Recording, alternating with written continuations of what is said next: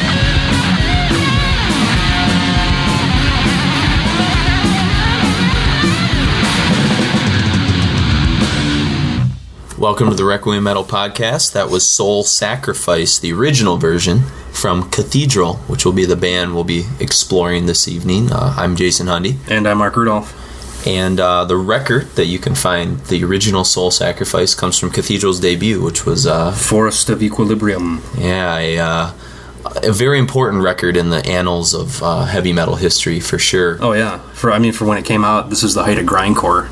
And begins of kind of death metal. Florida death metal was kind of getting was huge. Exploding. Yeah, the whole scene was kind of going on fire, and everything's going fast. Except Cathedral took a couple steps, not steps back, but they just slowed stuff down. They were, huge into Witchfinder General. I'm trying to think of what was that other one, the Death Box behind you. Like Atomic Rooster, yeah. Black Sabbath, Saint Vitus, Candlemass, Pentagram. Really just.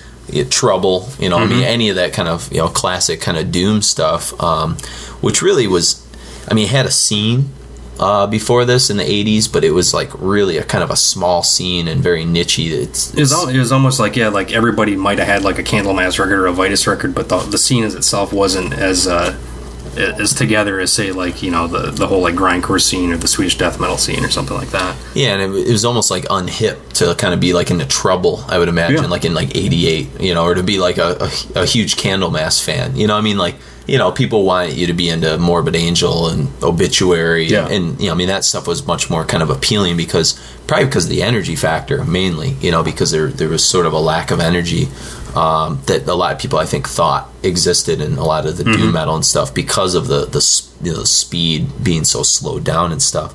But Cathedral hailing from Birmingham, England, and I mean, their roots kind of go into all kinds of bands. Of course, the main guy most people are familiar with from Cathedral is Lee Dorian, the vocalist, and he got his start, of course, with Napalm Death. And in a couple minutes, we're going to kind of show you where Lee's roots kind of came from, and just how radical it was, this transition he did from going from, what most people consider probably the fastest or one of the fastest bands in the world at the time, to really what a lot of people consider the slowest band in the world at the time. And and even among like their contemporaries like Acrimony, they came out a couple years later, but in Penance and Dream Death, and everybody that kind of glommed onto that. There's basically almost like the birth of the stoner scene to some extent, but Cathedral is even like even slower than these guys.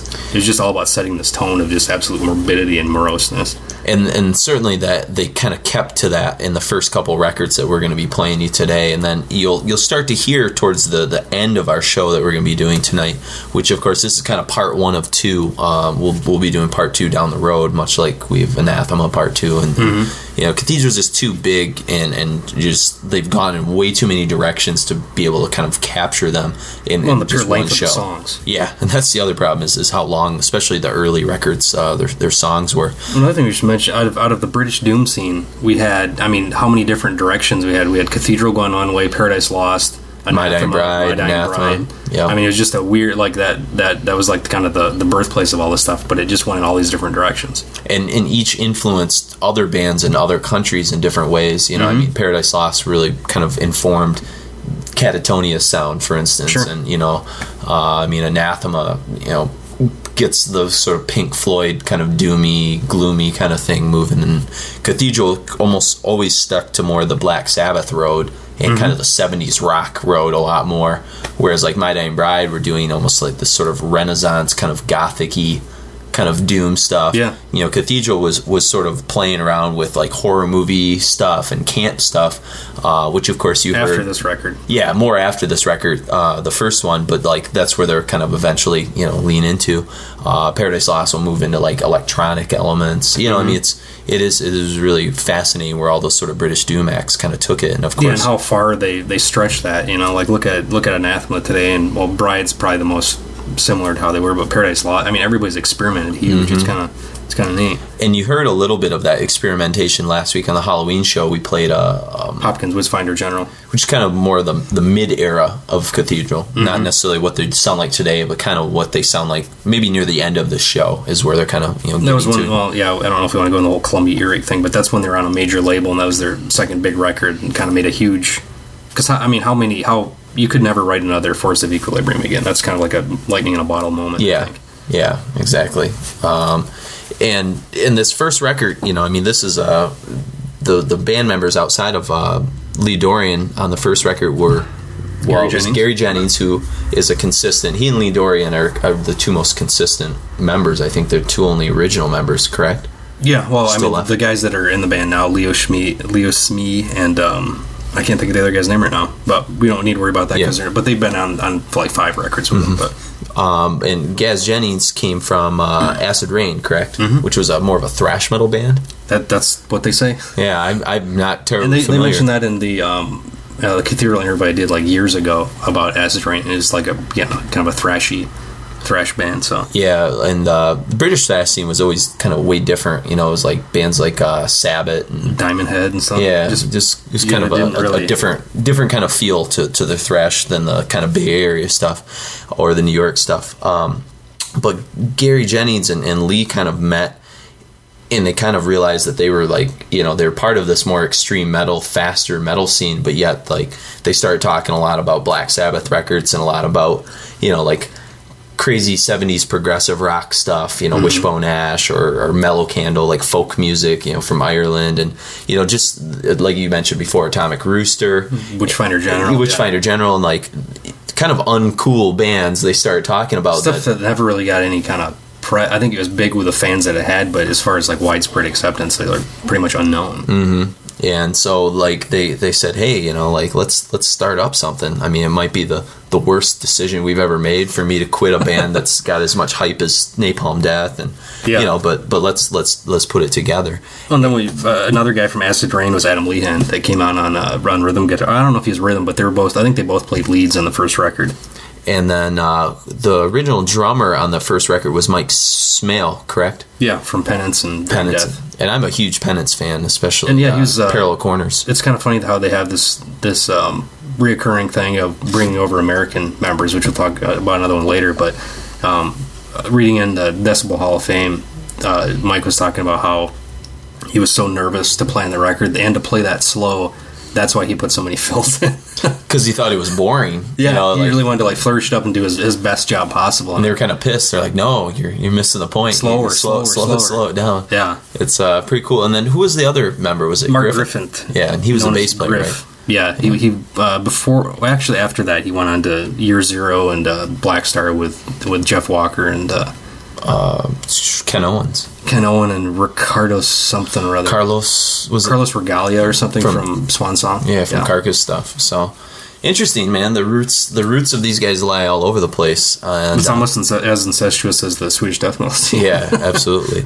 But just to give you a taste of where, you know, Lee Dorian's roots were sort of coming from, we wanted to kind of share with you just the contrast. Now, Soul Sacrifice, the song you just heard, is easily the fastest song on the record. The shortest song on the record. Fast and short, and I mean, and if, you know, it's still very sludgy, and it's a little more indicative of what's to come outside of the rest of the record that we're going to hear, but just to kind of give you this comparison, we want to show you where Lee Dorian comes from. So we decided to play a kind of a sample from his full length that he was on, which was From Enslavement to Obliteration. Yeah, which was the second Napalm Death record, put out in '88, if I'm not mistaken. And this is a tune called "Retreat to Nowhere." It's only about 30 or 30 seconds. We'll see in 30 seconds. Yeah, we'll see in 30 seconds.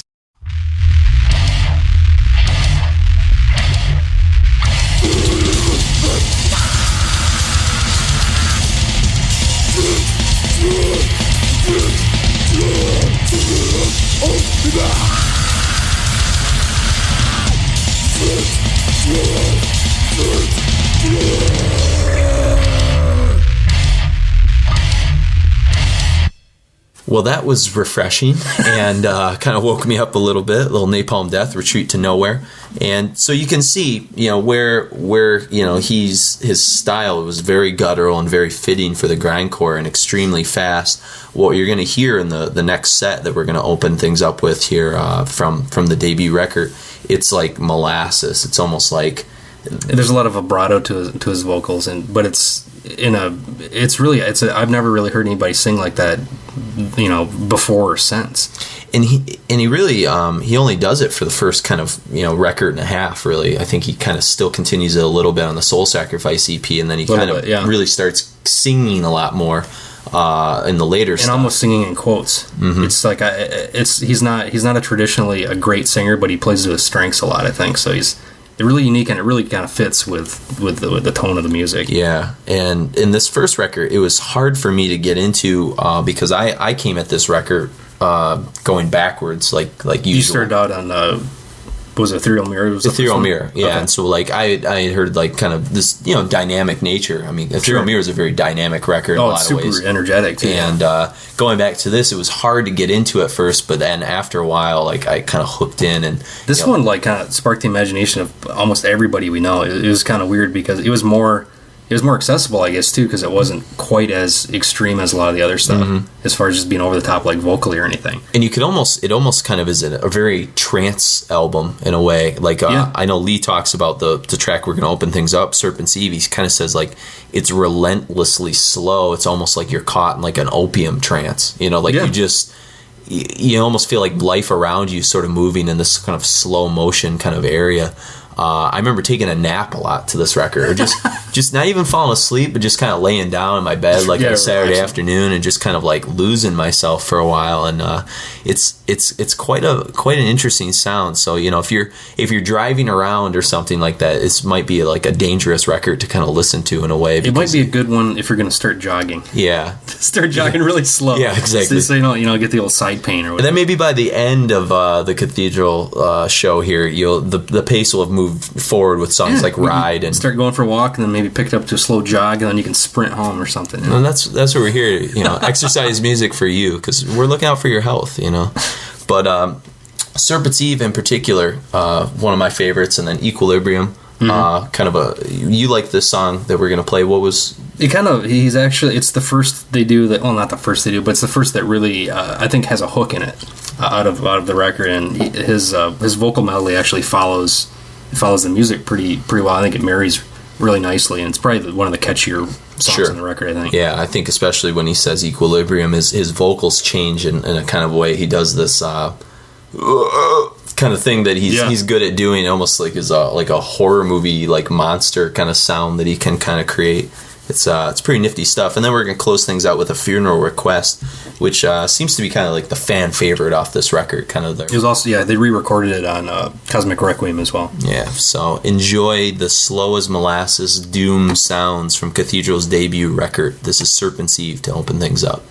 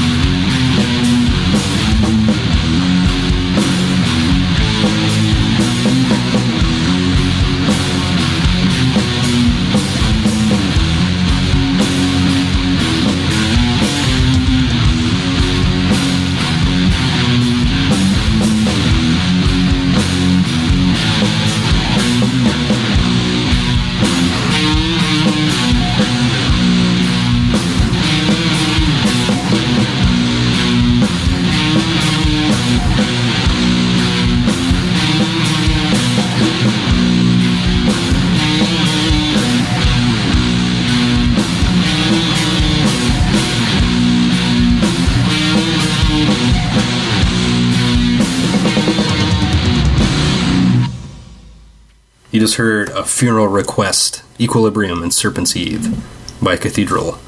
And that was from their debut record, which was Forest of Equilibrium. Yeah, and one thing we didn't mention about Cathedral, not just in the early years, but even really up until today, is one of the other things that I think drew people into this record in particular is the layout and the artwork and all this stuff.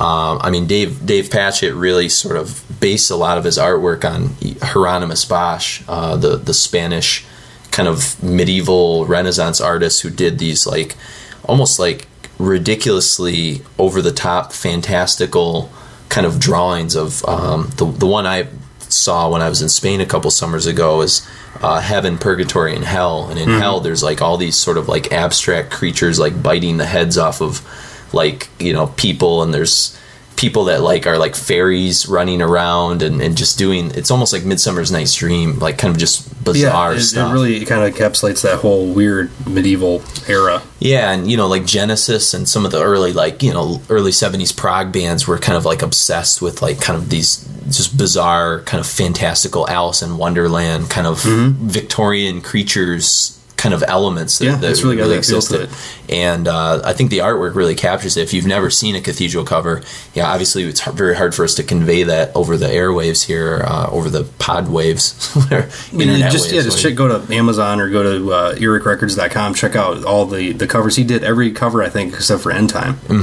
Yep, and that was done by Stephen O'Malley, I think. Yep. So, but yeah, and I'm sure Dave Patchett, if you Google his name too, I'm sure you can see really nice, kind of artwork that he's put together and stuff. Yeah, I know that Lee Dorian had a hell of a time getting rights to all these and getting Eric to put up enough money, because these are huge paintings that take countless hours to do. Yeah, and really for the budget of a like a Dan Seagrave could probably knock something out. I'm guessing here. Could probably knock out, like his Clandestine or Left Hand Path thing in, like a week or something. But Patchett's things are huge. I believe they're all oil paints. And they're enormous and super intricate and really clean. You can't see brushstrokes or anything in it. And the color color scheme of everything is dynamic. And I believe Chris used to have the Force of Equilibrium like subway poster. Oh, wow. I don't know if he did or somebody we knew had it. That thing was just like unbelievable. You could stare and look at that thing for hours. Yeah, and it's like a Where's Waldo of medieval torture or something. Yep. And that's like the Hieronymus Bosch kind of stuff from that Spanish painter. And I remember in particular one story about Cathedral.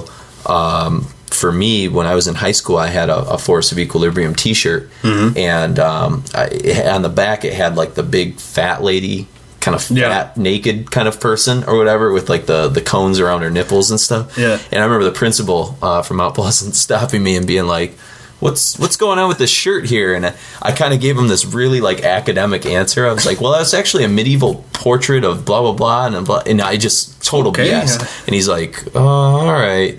And he kind of like wanted to say something to me, but he was like totally miffed by the whole thing. Excuse then. Yeah. So, anyways, it's kind of, I just wanted to throw out a shout out to Dave Patchett. The next thing we get into is the Soul Sacrifice EP, which was a 4-song EP, and it was the first thing that Cathedral put out. Not only on, it wasn't the first thing on Earache, but they did the Earache Columbia. Yeah, when the merger happened, when Carcass Heartwork came out, and Napalm Death, Fear, Emptiness, Despair, and the Tomb Wolverine Blues. Yep, Fudge Tunnel, Creep Diets. There's a couple of Godflesh, Confessor. Yeah. Well, was Confessor? Were they part of the Columbia deal? Weren't. But that Confessor album came out the same. Yeah, around the same time. They're kind of the same in the oddball realm. Like they didn't really fit in with anybody either. Yeah, they're kind of a bizarre, doomy kind of act for sure. But a lot of people, including myself, I know Lee feels this way. I just reading an old Requiem interview that Mark here did around the Carnival Bazaar time, and Lee made reference to the fact that for him, Soul Sacrifice EP is his favorite thing from that early era, because he says it captures exactly what we want it to be at that time in those 4 songs. And not only do they do a re-recording of Soul Sacrifice, but 2 of the songs we're going to play here, Autumn Twilight and Frozen Rapture, much more dynamic. I mean, it really hints at the future. There's just a lot of different kind of guitar movements moving on. It's not these sort of like just gloomy, like utterly despairing. The first couple songs, like Equilibrium and A Funeral Request, even Serpent's Eve, it starts out basically it's it's your top string holding down, one note and just hitting that for like 4 seconds before you go on to your next, And I think right from the outset of like Autumn Twilight, like just it has this tone to it with the lead sort of over top. It seems like Gary Jennings really kind of stepped up and like he wasn't holding back and feeling that he kind of like let his guitars flourish a little bit more. And going back to that whole 70s thing where like people noodled with guitars a lot. Mm-hmm. And there's just like these little, bombardments of notes all over the place. And he really goes on to do that, a lot more even later on. And he's like a backing vocalist or something. Yeah. And what's cool too is not only is the noodling kind of coming and the loosening up of the guitars happening, but right from the first vocal onset of Autumn Twilight when Lee says, right. I mean, it's almost like he's saying, like, blow the doors off. Yeah, this is a different Cathedral you're going to see. Like, we showed you we could play the slowest songs in the world. Now we can show you we can write some kind of dynamic songs as well. Yeah. And so we're going to kind of throw things that way. And this was put out in 92. And like I said, it's almost like the opening up of the kind of middle phase of Cathedral sound in a way. But still having roots in that really gloomy doom kind of stuff it seems that like, you hear. Yeah, like if you want to put it in some different terms, like the first record's like them trying to kind of show that they could be cool.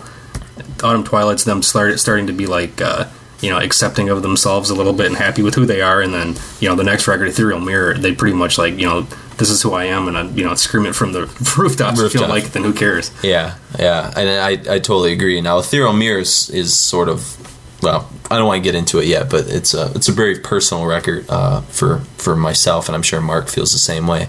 So we're going to throw out some Autumn Twilight and Frozen Rapture from the Soul Sacrifice EP. And then we're going to close things out with the first of many songs that we're going to hear from Ethereal Mirror, which is Ashes You Leave. So enjoy Autumn Twilight.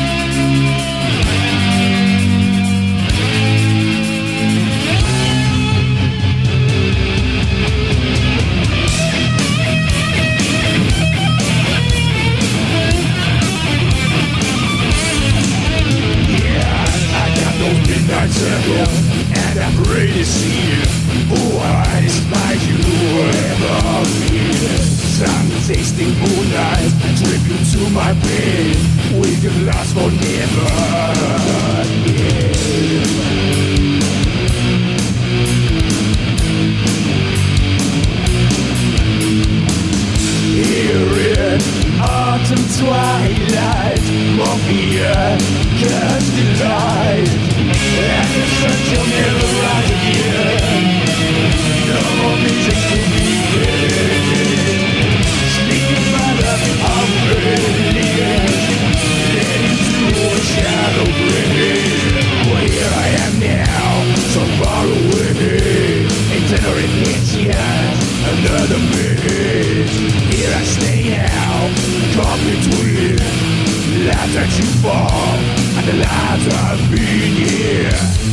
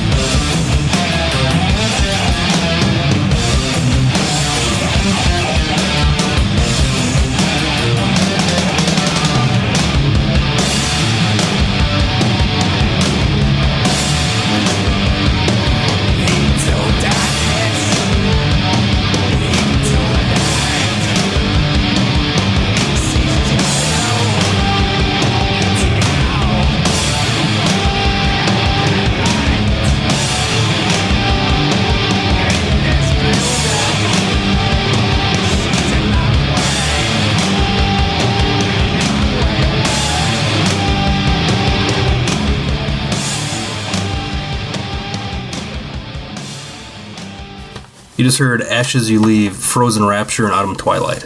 And Ashes You Leave starts us off kind of in our last full length that we're going to be looking at. That's what we have time for this time. Yeah, as you can notice, most of the kind of truly great Cathedral songs sort of range in between, like 5.5, 6 minutes to anywhere up to 11 to 12, 9, 10, 11, 12 minute mark. And this actually ends up. This is the probably the completion of the first kind of original lineup before they kind of go on to the next one with. Where they actually break down to a 4-piece with Leo Smee and Brian Dixon on drums, Leo Smee on bass. And those guys were in the band for quite a while. Are they still there? They still are in the band. Okay, yeah. That's what I thought. So this kind of forms the permanent locking of the Cathedral, lineup and stuff. But one thing about Ethereal Mirror, it's obviously the first full length that they record for Columbia Records.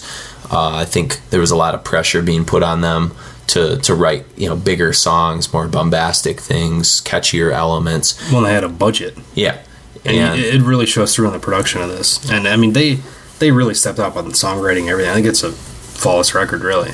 I think from start to finish, it's to me the most interesting record. It's almost listenable. Yeah, there's not one song on there that I don't like. Which it's hard for me to say that about most of the other records where. There might not be songs that I don't like, but there's just sort of forgettable songs that, like, if you were to, say, what does blah, blah, blah sound like, I'd be like, I don't know. Well, and after this sets the blueprint for all the different not cliches, but I guess, you hear it like Immortal has 3 or 4 certain song structures that they use over and over and over, and they end up doing the same kind of thing. Yeah. But this is what kind of starts them all, so nothing sounds like boring at all, or even like sounds like anything else they've done. But after this, we start getting this is that song and this is that one, and you could almost just mix up all the other albums, and it's the same kind of song structure and blueprint that they establish here. Yeah, because especially on that first one, I mean, the Force of Equilibrium is 100% Doom for sure, like we said before. And actually, Mark and I were looking through an old Eclipse interview that Mark and I had done with Cathedral when we saw them at the New England Festival, or it wasn't New England, it was the Jersey Metal Fest that was Asbury Park in the total armpit of if you've ever been to a place right in the Jersey Shore that has experienced nuclear holocaust, that would be Asbury Park. But it was cool because we sat down with Lee and had a couple beers. There were kind of some really humorous moments to that night, something along the lines of the drummer from Electric Wizard either owed him money or Lee owed. No, I think that guy owed him money because he kept avoiding Lee through the whole thing. That's and he was completely like drunk off his not Lee, but the Electric Wizard guy. Yeah, so the guys from Electric Wizard are notorious, self-abusers. Yeah. So there's a lot of interesting dynamics. So we kind of sat down, had some beers and stuff. But one more small anecdote. I just remember they were talking about the drummer from Wizard his liver was so bad, he was not to drink at all, and he kept trying to get beers from people. Like, no, man, you're gonna die if you have this stuff. Yeah, and I don't even think he has a mess. The guy's not in the band anymore because most, the bassist and the drummer for Wizard, pretty much almost killed themselves with drugs and alcohol to the point where I think Jess Osborne almost did. Just had to get rid of him. What kept him around? But. Yeah, songwriting, man, kept him alive. But one of the quotes that Lee said is, he said, if we had kept writing Force of Equilibrium, he goes, we would have killed ourselves, because it's just so utterly bleak.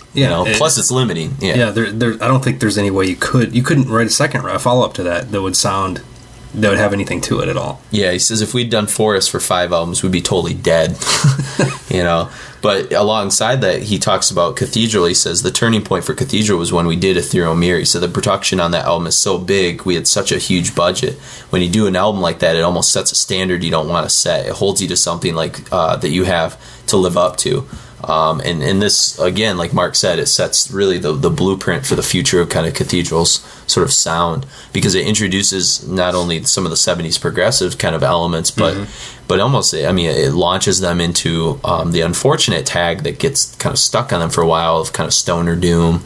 Lee, partially, you said it has a lot to do with some of the videos for this album. Midnight Mountain and the Ride videos everybody dons bell bottoms. Yeah. And it looks like a Partridge Family video or something. It's a pretty stupid video. Isn't Midnight Mountain the one with where they're roller skating with the disco ball? I think so. Yeah. Yeah, it's not good. And when you see Cathedral live, if you ever get a chance, Lee's stage performance really sort of has that sort of 70s rock guy. He's really animated. I mean, he's got a Robert Plant kind of like swagger to him as well. And even in some of the photos from the interview, he's like wrapping the mic cord around his face, and I mean, he's just a really interesting, performer, really engaging frontman for sure. And this really comes out on this record. He's almost allowed to really kind of spread his wings with his vocal styles, and the rest of the guys are really able to spread their wings with their musical elements. I like the whole thing's just, I mean, if you wanted to say one word about it, it's flamboyant in every sense.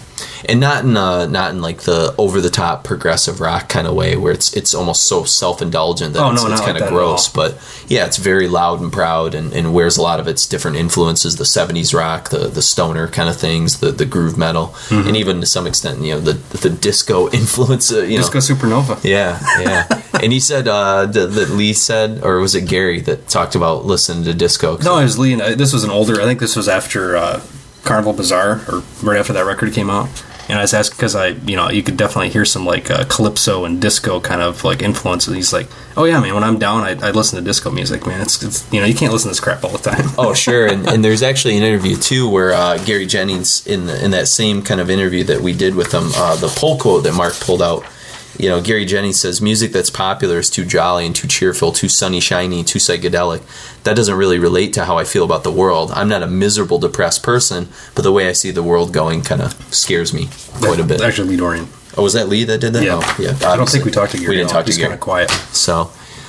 but yeah, so again, even though they're doomy and gloomy at times, there is sort of this kind of fun element that Cathedral can kind of bring out, psychedelia. This was just more fantastical and like escapist record than. There's nothing really that depressing about it at all. No, not terribly. I mean, there's the, like you said, these almost like fantasy elements to it. Phantasmagoria, Midnight Mountain, Grim Luxuria, Enter the Worms. I mean, just it's kind of.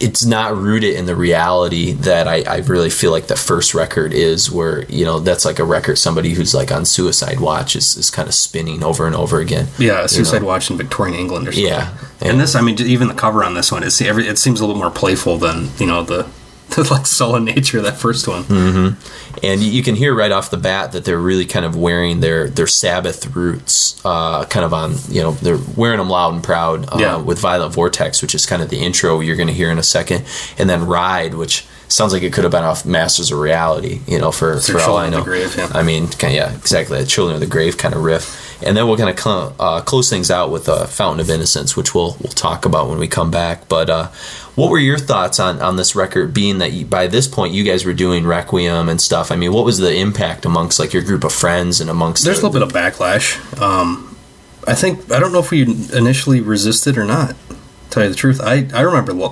totally jumping on board. I think Chris eventually kind of went over it. The funny thing, we used to have this really crappy college bar in our town called the Wayside, which is basically just where anybody that was underage, or if you're a frat guy, you'd go hang out or something. And we ended up getting to know the music guy, that they had new music night or whatever on Tuesday, and we had ended up getting to play like Midnight Mountain and Ride and stuff like that in there. So, what was people's reaction? Did they dance to it? Yeah. It was alcohol. Like, they didn't care. Yeah. I mean, this was like when the alternative stuff was a little bit. It wasn't just straight crap pop music. So the new music night, they put like Ministry and 9 Inch Nails, and this kind of thing would, I guess, kind of fit in. I mean, It was different. Nobody knew who it was. And we're like, that's cool, I know, my memories of Ethereal Mirror, go back to the fact that myself and Grant Corcoon, who you've heard, on a couple of podcasts that we've done before, we were kind of freshmen stumbling through New Moon Records, and we stumbled across Fear, Emptiness, and Despair promo tape.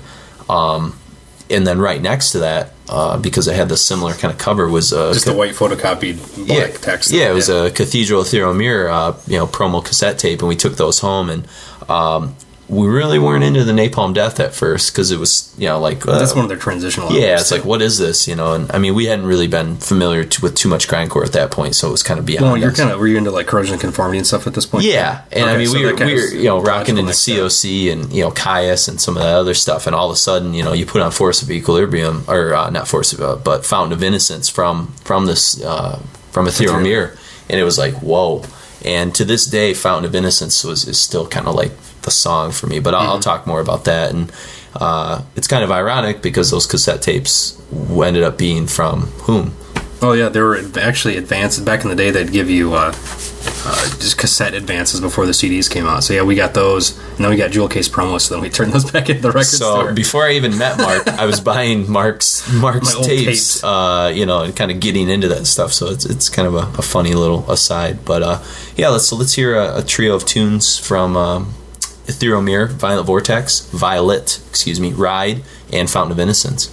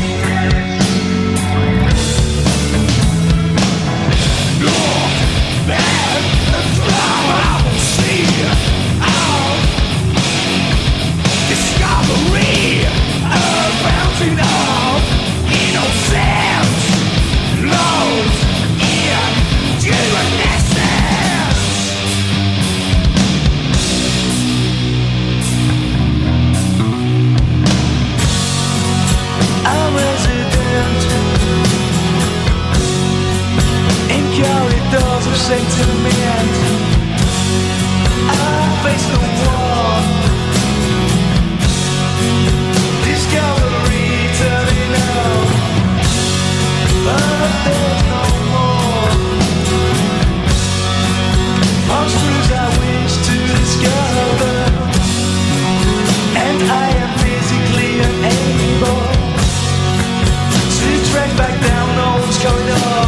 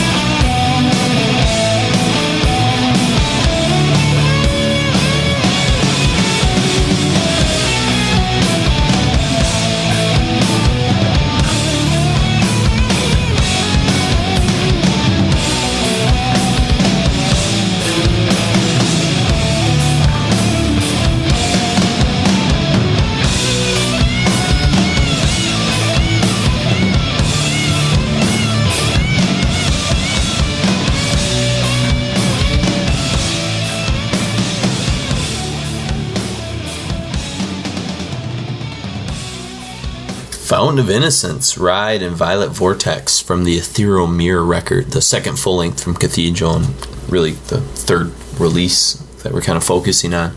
And the fourth and final release that we're going to kind of close things out with tonight is kind of a song that you can find both on the Static Magic EP, which was kind of... It was a Toy Factor Japanese import. Yeah. It was basically the fancy version of Cosmic Requiem. Now, I think Static Magic may have come out too, just in Europe only, and then Cosmic Requiem... It was reissued by like Music Cartel over here like years after. Is that what it happened? I think okay. Because I've never really gotten a hold of the actual Static Magic, because I didn't need it, because it just had Midnight Mountain on it, which... is the album version anyways. And they sub Midnight Mountain on Cosmic Requiem with Funeral Request, the new version of that. But just kind of commenting again on Ethereal Mirror, what some of the things that you heard like on Fountain of Innocence there, hopefully you were starting to kind of like notice some of the kind of medieval kind of acoustic interludes and things like that they're starting to put in there. Yeah, the classical guitars. In fact, that record ends with a song that we just didn't have time to play with or to play tonight, which is called Imprisoned in Flesh, and it's almost a completely It's all acoustic, and there's no drums, there's no bass. It's just Lee and Gaz Jennings just kind of noodling. And it sounds like something like a '60s folk record or something. It's like a Squire song or something. Yeah, I mean it's very it's very dark. I mean, the lyrics and stuff like that, like but flash it's saying really happily and cheerful. So yeah, like a troubadour, like medieval troubadour kind of thing, like you said, a Squire kind of thing. So, anyways, just wanted to comment on Ethereal Mirror before we kind of close things out here tonight. But Cosmic Requiem, in particular, the cover's pretty cool. It's got to be one of my favorites. It's just it's very simple compared to like a lot of the stuff that Patchett had done before. It actually has just like one focus. It's death taking a baby from the hands of well, I don't know if it's from the hands of a mother or not, because she's also an angel, possibly. Yeah, stealing the soul from an angel. And I do know when I did a poetry project in high school, I mentioned before I used some Carcass songs, No Love Lost, and I think I used Faith No More when I was in high school for my poetry project. Surprised You're Dead. There you go. Nice. Got an A on it, even though it's pretty stupid going back and looking at it. I think I used Funeral Request Rebirth from this record. Because I definitely would have used Cosmic Funerals with the Let's Groove Sonic MFs line in there. Yeah. So. Well, at this point, too, Adam Lehan had taken off. And he had like some weird inner ear issues where he couldn't hear loud music, or it completely like deafened him or something weird like that. Oh, geez. And then Scott Carlson from Repulsion, which we had a show about several episodes ago, came over from the U.S. To play bass full time for him, and he was with him for like 2.5 years. But as soon as the whole Columbia earache thing dissolved, didn't have enough money. They had to kick him back to the States. They were paying for him to fly over and do recordings and practice sessions and things. And he played. I believe he played live with him when we saw him. When was this? In 94 maybe? 94, 95 with was like Anacrusis, Merciful Fate, and somebody else, which we didn't stay to watch Merciful Fate, which is I'll never forgive myself. That's many times I've walked out on King Diamond before because I didn't think it'd be cool. Yeah. But what can you do? But we're gonna play a song from this, and unfortunately, probably the in my opinion, the coolest song on this record is "The Voyage of Homo Sapien." I mean, it's almost like unprecedented for a band of this nature to do something like this. Yeah, it's a 22-minute, almost like opium-induced. I don't know what. I mean, there's parts where the songs are being played backwards, like it's a recording of them playing backwards. I know. Lee talks a lot about using drugs and stuff, and Gaz doing a lot of the recordings when he was, high on a lot of different types of things and stuff. But it has all these different movements in it, and some of the movements are absolutely phenomenal. Like in the middle section, some of those guitar kind of explosions that come out are right up there, Monster Magnet. It shows like what the best you can do on drugs. Not just some guy, sitting in his apartment watching television, but if you got the right combination of stuff, look what you can come up with. The right influences. Here's what drugs plus motivation can equal. And again, I don't think this helped them to avoid the stoner tag for sure, because anyone who heard this obviously could tell that this is a band that was like indulging in drugs and recording different things than any other. It's more out than Monster Magnet, and what's Dave Weindorf was like completely whacked out on heroin half the time, anyways, and. It's kind of like a mix between almost like some of the kind of weird things that Monster Magnet was thinking about or trying, coupled with like the extremes of like Sleep Jerusalem. It's like somewhere in between those Monster kind of two elements. Monster Magnet always had that cosmic thing, and Cathedral, I don't even know where to, if it's like metaphysical, and I don't know. It's just it's a weird. It's not. You can't. It's more of a spiritual, like ancient kind of thing going on. Whereas Monster Magnet, like completely almost like they made up their own universe kind of thing. And Monster Magnet's like they're I don't know what they're hanging out in like 70s DC or Marvel comics or something. To watch her, but like the old Monster Magnet videos. I remember they're kind of floating through space and stuff like that, and they're like one of the guys is like ironing his clothes like on a floating planet and stars and asteroids and stuff and.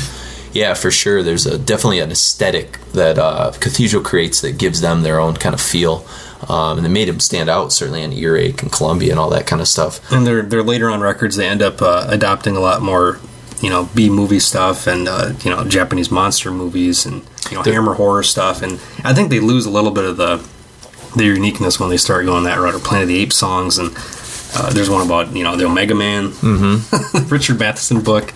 Which they also were really obsessed with that Italian movie about the Knights of Templar, which is going to come into play on Carnival Bazaar. Oh, it's the Tomb of the Blind Dead. Tomb of the Blind films, Dead. Which unfortunately I bought one of the DVDs. I used it basically just for a layout that we did in an old Eclipse magazine. Horrible movie. They're really good production value. Yeah. Like, it's the most realistic looking night zombies I've ever seen. Yeah.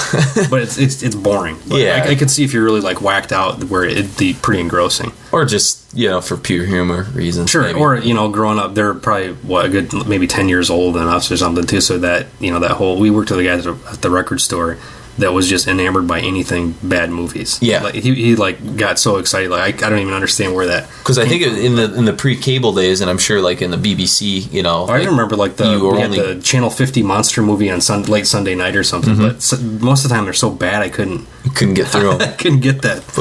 But you get that same feel of like Cathedral, that Lee was really influenced by a lot of that stuff kind of lyrically. And I think, I've read too where just in terms of how he wanted to approach writing lyrics for Cathedral is that the fact that he felt so limited in Napalm Death because every lyric he was writing was so political and was so above ground and so like literal in terms of its interpretation that he just kind of wanted to throw caution to the wind and write a lot of abstract lyrics that you couldn't necessarily kind of find great meaning in all the time. And that kind of freed him up, I think, to do some of these things. And I think what you'll hear when we do the second show in Cathedral is that unfortunately he gravitates in some areas maybe a little too much and kind of he has to rein himself back in, which he's done in the last couple of Cathedrals. He's kind of brought it back. They had a lull after Carnival Bazaar for sure. Yeah. And then they kind of slowly brought it back again. But we're going to end on a high note here where you're going to start to hear some of the elements of experimentation on Hypnos 164. What are some of the things that in particular kind of are unique going on this record besides his sort of like flamboyant attitude? The Cosmic Requiem thing? Yeah, or just even on the song Hypnos 164. Aren't there some different instruments and things like that? Yeah, there's a lot of weird movements. I mean, it's almost like a shorter version of Voyage of the Homo Sapien kind of thing where they're like really kind of open themselves up to just, it's like, Beatles bringing in like the sitar and all that kind of stuff, just really kind of spreading out their musical vocabulary a lot. And I think they just kind of there's part of this that almost part of the Cosmic Requiem EP seems like almost a middle finger to Columbia Records in a way of like really if you're really going to give us some freedom, here's what we're going to do. We're going to do a 22-minute song where we're stoned, where we actually flush a toilet at the end of the song to just show you what we think about this. And this album is as long as a normal pop full length or longer, Yeah, it's 45, 50 minutes long. Yeah. So it's, again, it kind of has that sort of confrontational feel to it because of where they're coming from. But in particular, it's a really interesting song that's going to bring you to kind of a new place for Cathedral that we'll explore in the future when we do part 2. And it's a good way to kind of close the show out. So in particular, if there's a Cathedral song that maybe we didn't play, or there's an era or a record that you like in particular, we're kind of interested to see if we've kind of hit on the same emotions that you feel about this early era of Cathedral. So definitely send us some feedback at Requiem Metal Requiem Podcast at gmail.com. And search us out at iTunes, drop us a message. Leave us a review if you enjoy the show. Yeah, we're kind of looking for some reviews and such to keep the word spreading. So anyhow, this is Hypnos 164. So I'm Jason. And I'm Mark. Enjoy.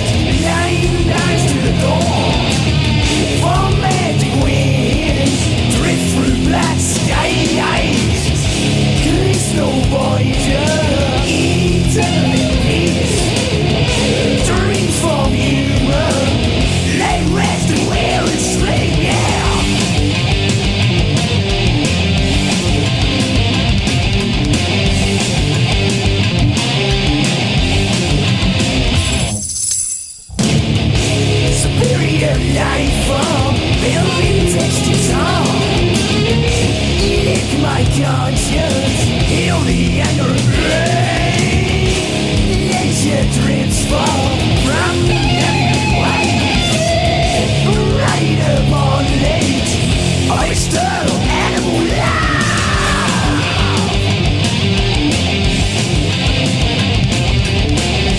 Okay, here we go. Alright. Sleeping wisdom, eternal night. In Now's kingdom, darkness shining bright. Beautiful dreamer, beast of daylight. Twilight magician, gave you astral sight. Right red carpet, beyond the haunting eye. Open the third wall, flash over time. Look at that bar, search long after wheel. Roll a monster boulder up the eternal hill.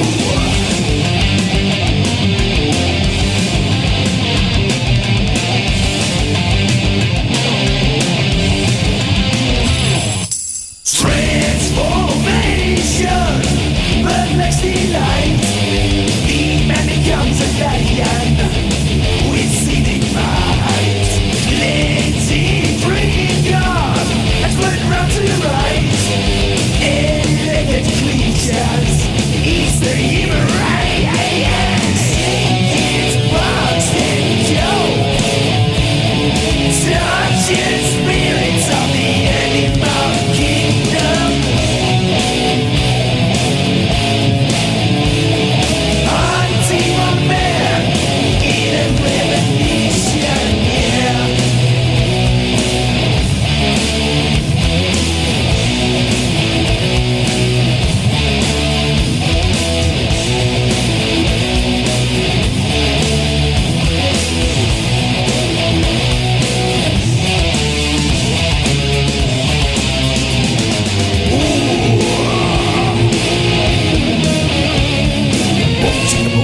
Wow, wow, wow.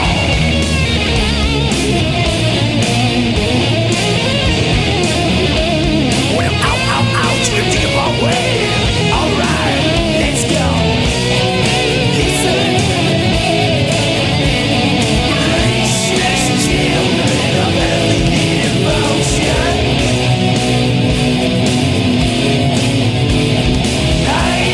Hibernating, no salvation, yeah.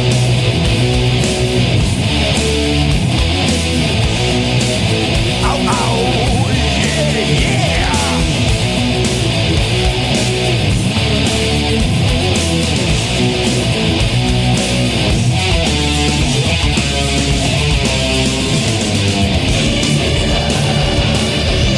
Countdown might explode. The bubble stick is now closed.